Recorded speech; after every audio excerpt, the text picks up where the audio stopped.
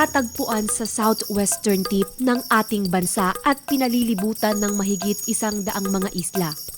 Bagamat alam nating lahat na bahagi ito ng ating arkipelago, madami pa rin sa atin ang hindi pa lubos kilala ito, lalo pat madami pang nagtatagong magagandang kwento sa likod ng dulo ng paraiso na kung tawagin nila ay Tawi-Tawi.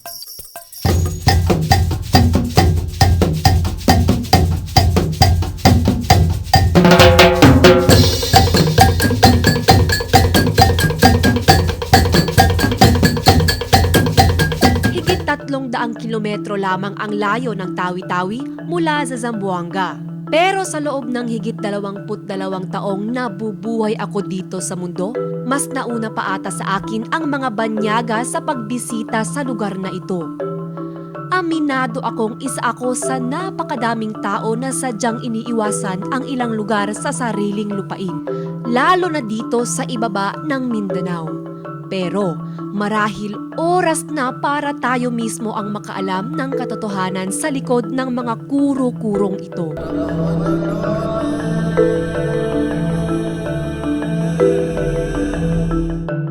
Pinaniniwalaang malaki ang naging impluwensya ng mga Malay sa Tawi-Tawiyans. Sa katunayan, mas malapit pa ang Sabah, Malaysia sa Tawi-Tawi kaysa sa Kalakhang, Mindanao. Ang salitang Tawi-Tawi ay nagmula sa salitang Malay na Jao na ang ibig sabihin ay malayo.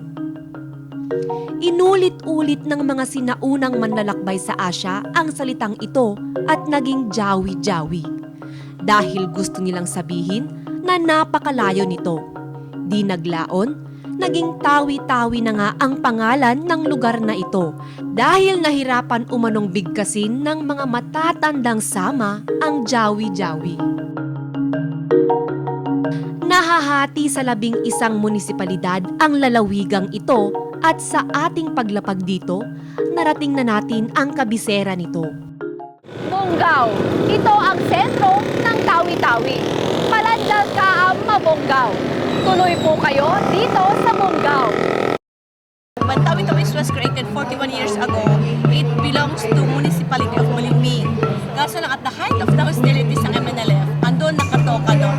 So this de facto government itong nasa Bonggao ngayon. Ating nilibot ang bayan ng Bonggao. Napatigil kami nang mapansin naming may nakalawit sa mga puno ng akasyang ito na aakalain mong mga bunga. Ngunit hindi pala, dahil mga nakalambiting paniki pala ang mga ito. Habal-habal o motorsiklo at tricycle ang halos pumupuno sa mga kalsada dito sa bayang ito. Sinadya natin ang public market nila dito. Di mahulugang karayom dito sa palengkeng ito. Ating napatunayan ang ating napansin na madami sa kababaihan dito, pagbebenta o pagnenegosyo ang hanap buhay. Kaya naman bilang tugon ng lokal na gobyerno rito, yung projects namin accomplish like yung mga farm to market roads, yung from Bonggao going to mainland of Tawi-Tawi. sa dulo ng palengke, naabot natin itong daungan ng mga barko na napag-alaman nating galing sa iba't ibang isla dito sa Tawi-Tawi. Ito ang Chinese Pier, ang sentro ng kalakalan dito sa Bonggao. Napag-alaman din natin na dito matatagpuan ang mga nagbebenta ng tuyo at daing. Karamihan dito yung mga nagtitinda ng bulad, iba't ibang mga produkto din. Meron din mga seaweeds, mga kopras, yung mga fresh na isda. Sa patuloy nating pagkilala sa Bonggao, nakuha ng ating atensyon itong salo-salo. Isang tradisyon pala ang ating nadaanan. Ang inakala nating pagdiriwang ay isang pagdaraos ng seventh prayer para sa kamag-anak nilang pumanaw. Ngayon din, ang ikapitong araw magmula nang namaalam ang mahal nila sa buhay. Nagpapakain sila para sa mga taong nakikiramay at nakahain sa mga mesa ang mga pagkaing Muslim tulad nitong tiula itum o black soup. Kung sino man ang may gusto pumunta, open yun talaga. Pagkatapos umano ng 3 o'clock prayer nila o ang tinatawag nilang duhur, nakatakdang gawin ang ritual at pagdarasal sa puntod ng yumao. Bubuhusan din daw ng tubig ang puntod nito. Maburol ang mga daang tinahak natin sa mga sumunod na oras at sa wakas, narating din natin ang isa sa mga pinagmamalaki nila dito sa Tawi-Tawi. Nabubukod tangi ang Capitol ng Tawi-Tawi dahil sa Islamic architecture nito.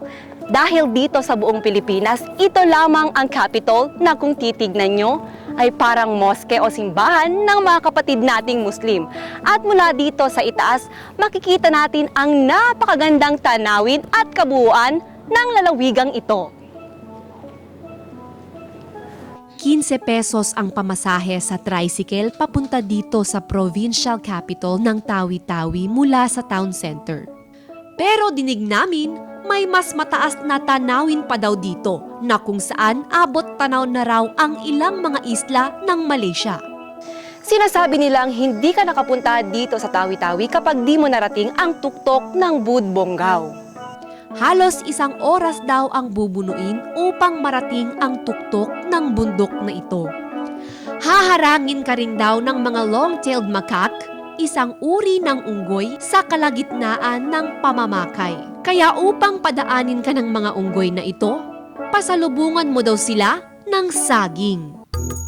Nakakabighani ring marating natin ang isa pang munisipalidad ng Tawi-Tawi na maingay sa usap-usapan, ang isla ng Panglima Sugala.